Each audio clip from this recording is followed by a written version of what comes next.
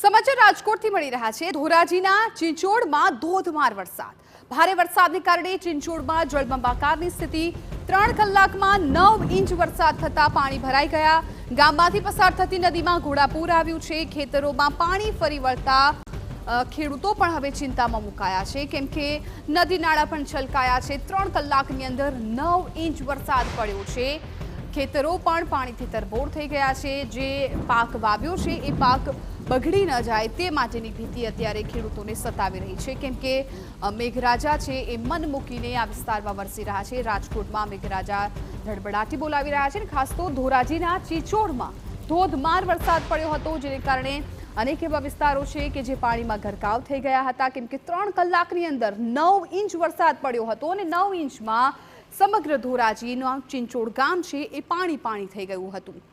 આ દ્રશ્યો પણ આપ જોઈ રહ્યા છો ટીવી સ્ક્રીન પર કે જ્યાં અનેક રસ્તાઓ છે એ પણ બંધ થઈ ગયા છે, કેમ કે નદીઓના પાળા છે તૂટવા લાગ્યા છે। ડેમ ઓવરફ્લો થઈ ગયા છે, જેને કારણે લોકોને અવરજવર કરવાનો જે રસ્તો હોય છે એ બંધ થતાં હાલાકી ભોગવવી પડી છે। અને ન માત્ર નદી નાળા પરંતુ સોસાયટીના પણ આ દ્રશ્યો જુઓ કે જ્યાં રહેણાંક વિસ્તારમાં પણ નદી જેવા જ દ્રશ્યો સામે આવ્યા છે। ત્યાં પણ પાણી ભરાઈ ગયું છે, જેને કારણે લોકો બહાર નીકળવાનું પણ અત્યારે ટાળી રહ્યા છે, કેમ કે નદીમાં ઘોડાપૂર આવ્યું છે। અને ખાસ તો નદીની આજુબાજુના જે નીચાણવાળા વિસ્તારો હોય છે એ વિસ્તારોમાં વધુ સાવચેતી રાખવાની જરૂરિયાત હોય છે, કેમ કે નીચાણવાળા વિસ્તારોમાં તરત જ પાણી આવી જતા હોય છે। અમારા સંવાદદાતા છે આ મામલે વધુ જાણકારી આપી રહ્યા છે। અત્યારે રાજકોટમાં શું સ્થિતિ છે હુસેન? જે રીતે અત્યારે દ્રશ્યો સામે આવી રહ્યા છે, નદી નાળાઓ છલકાયા છે ને સોસાયટીઓમાં પણ પાણી ભરાઈ ગયા છે। જી હા, ચોક્કસથી હું આપને જણાવી દઉં કે આજે વહેલી સવારથી ધોરાજી તથા ઉપલેટા પંથકની અંદરમાં જે ગ્રામ્ય વિસ્તારો છે તે ગ્રામ્ય વિસ્તારોની અંદરમાં ધોધમાર વરસાદ વરસી રહ્યો છે, જેને લઈ અને નદી નાળાઓ છે તેમાં પણ પુષ્કળ પ્રમાણમાં પાણીની આવક થઈ છે। અને ઘણા એવા વિસ્તારો છે કે જ્યાં રહેણાંક વિસ્તારો છે તેની અંદરમાં પણ પાણી ઘૂસી ગયા છે અને લોકોને ભારે હાલાકીનો સામનો કરવો પડી રહ્યો છે।